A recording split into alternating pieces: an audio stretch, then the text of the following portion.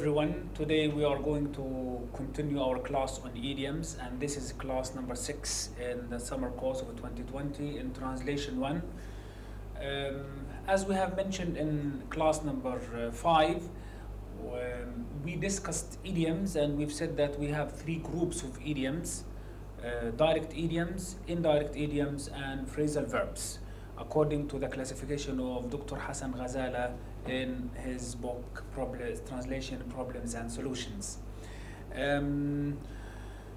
As you know, idioms are very important again, and this is why we are spending this time or much time explaining them.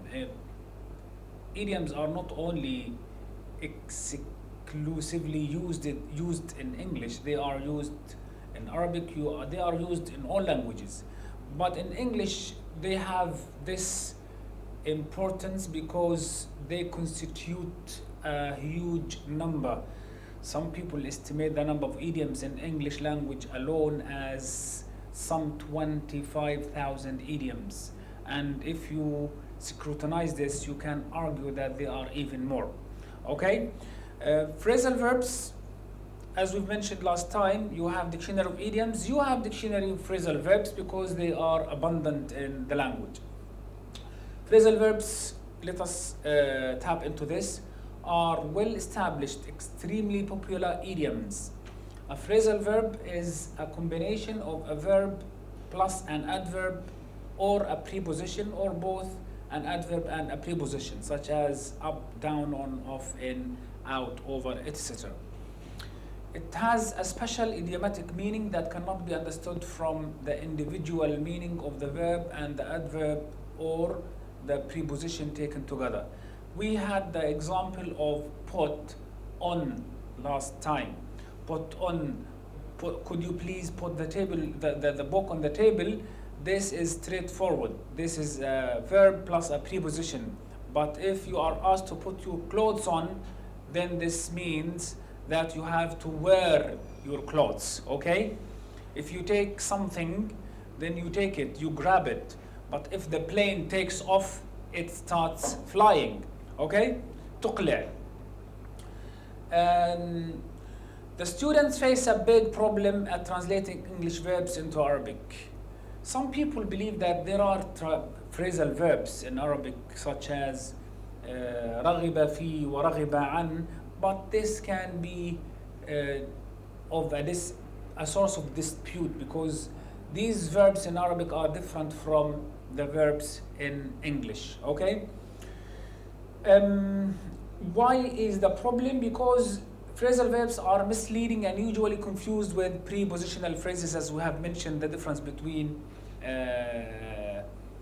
put on and put on your clothes and put the book on the table. The criterion for distinguishing between the two types of verb, the straightforward and the phrasal verb, is to apply direct translation to both of them to find out if meaning is altered or not. If the meaning is not transparent, if it is awkward in the target language, then there must be a problem. You ought to check it up in a phrasal verb dictionary, okay?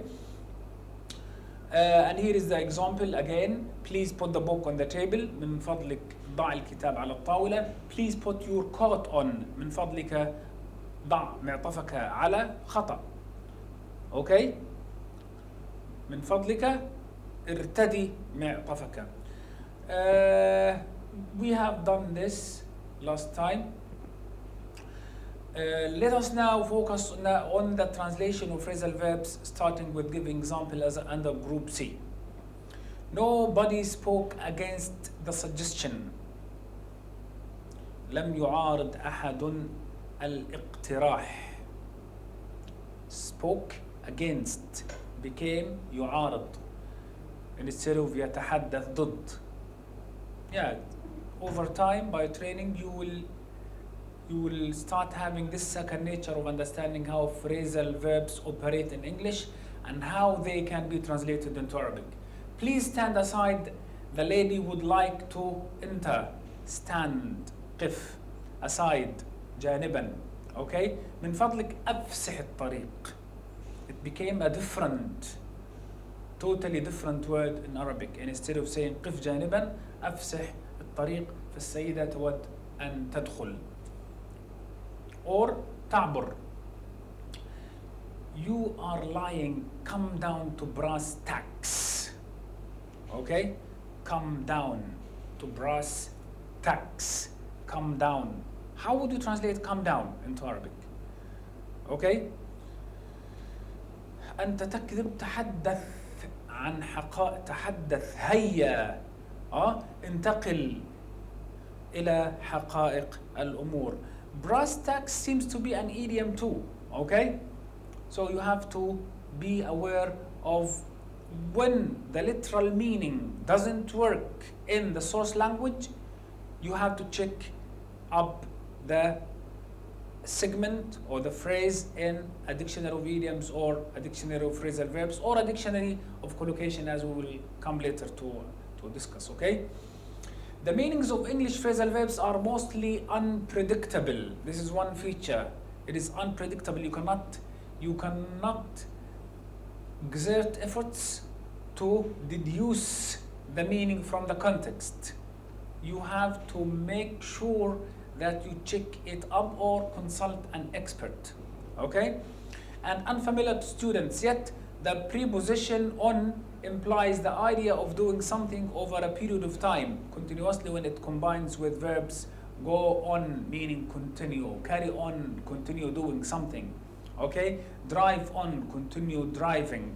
This is a simple way of looking at things, and you can, when we come to this book and talk about idioms and how Professor Mona Baker discusses them, you will know that some idioms are easier to understand rather than some others.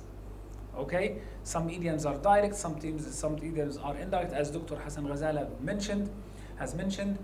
But again, some idioms also can be understood from the literal meaning of the individual words or individual constituents, but some are extremely opaque. You have to exert more effort in order to understand the meaning. In a similar way, the adverb of suggests the notion of finishing, leaving, or disposing of something. E.g., for example, get off, leave, call off, cancel. The meeting was called off. How would you know that call off is cancel unless you have a prior knowledge of it, or it was used in front of you, for example, sent to you by email, or you had it in a chat, or check it in the dictionary. But call and off together or separately will never mean cancel if you are not told so by an expert or by situation or by context or by a dictionary, okay? Take off, undress, to take off your clothes. Similar to off is the adverb away, which usually means dispose or take something, somebody far from something or somebody. Example, go away, leave, throw away, dispose of, okay? Wipe away, remove. These are on, off, away, are signals of how phrasal verbs work, okay? The adverb up can also have a general meaning of doing or finishing something quickly and completely. Drink up. Drink completely and at one time. Eat up, finish eating. Okay? Eat up, drink up, okay? Stand up, okay? Something quick. However, this does not lead to the conclusion that some adverbs and prepositions have fixed general meanings when combining with any verb because of three reasons. The combinations of the same preposition or adverb with different verbs may result in different meanings. Go on can mean continue. Put on, wear. Hang on, wait. So we deviated from the rule. It is said that English have 10 rules and 1,000 exceptions. So when you study a rule, when you understand the rule and you want to apply it, you have to apply it carefully, okay? And think of the exceptions. The same combination of a preposition or adverb and a verb can have different meanings. Come off, leave a place, يغادر مكانا. Succeed, ينجح. Take place as planned, يحدث كما هو مخطط له. أو يحصل, take place instead of يأخذ مكانا. You cannot say take place, يأخذ مكان. To have a result, يصل إلى نتيجة, okay? The same meaning can be expressed by different combinations. Leave, go away, invite, ask in, ask over, ask to, ask up, okay? These in order to make it clear in your mind that you have always to use dictionaries. You cannot sit down and translate a text or a stretch of language without having all sorts of needed dictionaries at your hand, okay? What is the solution then? It is by no means not possible for students to know the meanings of all English verbs. Yeah, books of English verbs are so huge, okay? Or dictionaries. Nor all the combinations of the same verb, especially common verbs like come, get, drink, go, see, set, take. Remember in the first class we've mentioned that double check the word you know, and this much applies on or to the phrasal verbs. When you see come in a sentence, or get in a sentence, or drink in a sentence, or go, or see, or set, or take, or you feel relaxed because these are familiar, but this sometimes can lead to a confusion or to a misunderstanding that leads to mistranslation. So you have to be careful when you come across a verb that you feel that it is unstable if you translate it literally, okay? Because phrasal verbs cannot be taken literally. Figurative, they are figurative. For example, take has over 300 meanings. If you open any dictionary, you will find 10 pages, for example, giving meanings for run alone or sit alone, okay? Take has over 300 meanings. Come to has 45 entries of main meanings, okay? In any dictionary, Longman Dictionary, Oxford Dictionary of Phrasal Verbs, Longman Dictionary of Phrasal Verbs, all these dictionaries give you a lot of meanings for one verb. Some of them are in the use, some of them are not in the use, some of them are formal, some of them are informal. We will come to this when we study for style in translation 2.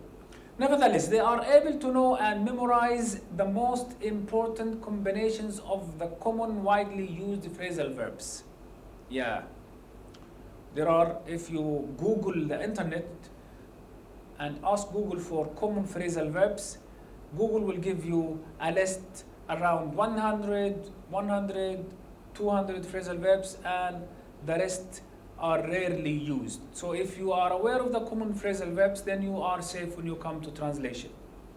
However, you have always to be on the alert, because in translation, you come across all sorts of texts that contain all sorts of phrasal verbs, common and rare, okay?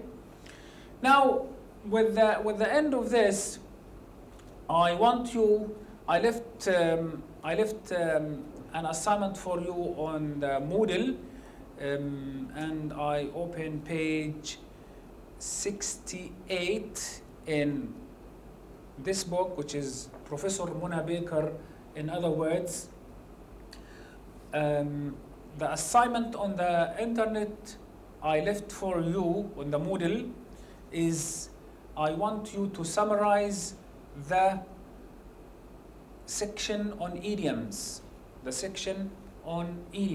where Professor Mona Baker explains how idioms functions in the language, how idioms are interpreted, the difficulty of understanding idioms, And finally, she gives strategies of how to translate idioms into languages. She doesn't give examples, for example, because this is a universal book, she doesn't give examples of how to translate idioms into Arabic. She might give one example or two examples within the strategies suggested by her, but what I want you to do is to summarize this section. It starts in page 68 and ends in page 86. Okay? So I want you to sit down to look for the book. It is available. Okay? And I want you to read carefully these pages, summarize them in your own language. Do not work in groups. Do not plagiarize. Plagiarism is a crime according to university rules. I want your own language, and I also want you to give examples on the strategies that are suggested by Professor Baker from Arabic. Think of examples from your own experience after, of course, reading the section on idioms in Dr. Ghazala's book. For the assignments instructions, I would like you to make sure when you write an assignment to take into consideration these guidelines. Okay? The submission should not exceed 1,500 words. I would like to enlarge it for you now. Okay? You can make it 2,000. You can make it to 2,000. Okay? For the time being. The layout, your assignment, when you send it to me, make sure you send it in a Microsoft Word document to Moodle, not to the email. Okay? It should be typed in Microsoft document form, and font is Times New Romans. The font size is 14, and I want you to do it in double space, okay? With 2-inch margin in all sides. You can do the page layout. The title, which is idioms with examples from Arabic, okay, must be placed in the middle in bold Times New Romans, and the font size is 16. Your name must be written in Arabic in order not to mistake Ala for Ala or Haifa for Haifa, okay? This is problematic, so I can't find your name in the Arabic register. Okay, your full name, please write your full name. Also, under the title, I want you to put the word count, like this. Whether it is 1,500 or 1,400, okay? You have, or 1,600, okay? You will need all these details to be inserted in your work, okay?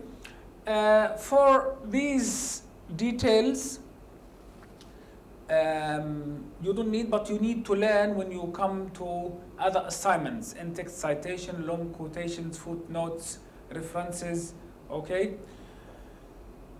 You can also comment on what you read. For example, what is not an idiom, or what are the features of idioms?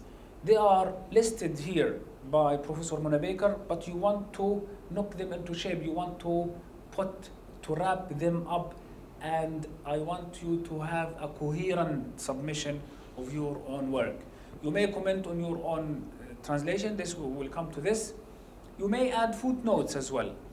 I left this for you on Moodle, the instructions on the assignment, and the deadline for the assignment is August the 4th. August the 4th. You still have time for it. So please go read the section on idiom from page 68 until page 86, summarize it in no more than 2,000 words, you can make it from 1,500 words, 1,500 words until 2,000 words, and submit it on time. The assignment will be out of 10 marks, okay? The assignment will be out of 10 marks. Next time, we are going to talk about a new topic. Let me check it with the syllabus here.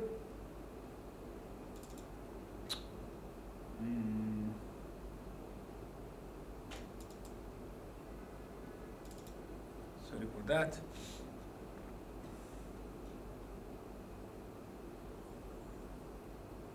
Yeah, class word shift. Next time we are going to study class word shift. This is the theory of translation theorist. His name is Catford.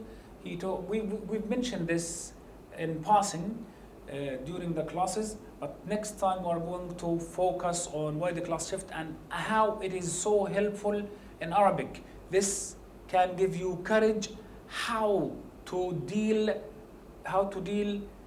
with audacity with language, how a verb can become a noun, how a noun can become a verb, how an adverb can become an adjective, how all these things. The most famous example I would like to offer is when you say, my mom cooks well. Literally, أمي تطبخ جيدا. This is not a good translation at all. Okay? You need to be trained how to attend for the target language system. Okay? So there is a choice of saying أمي طباخة ماهرة. Cooks, which is تطبخ, becomes طباخة from a verb into a noun in order to produce a coherent, smooth text in Arabic. أمي طباخة ماهرة. And ماهرة is an adjective in Arabic, صفة. It is an equivalent or the Arabic equivalent of well, which is an adverb, جيدا. Okay? Avoid translating well and good into جيد. They are bad translations. If you say somebody is a good writer, you cannot simply say he is هو كاتب جيد. No. Or he is a good boy. هو ولد طيب. The best translation is the translation that fits best in the target language. Anything is better than جيد anyway. هو ولد صالح كاتب مجيد. A good poet. شاعر مفلق. You can say مفلق. جيد ranges from good in English. Good also is one of these words that is so versatile. It can be excellent. If you go for the dictionary, you will find that good can mean excellent. Okay? Away from the university grading. So this is why if you say this is a good book, you can say كتاب مفيد. Okay? So avoid these things. Next time we're going to do the class word shift, and hopefully you have learned from these classes. For now, thank you and see you in the next class.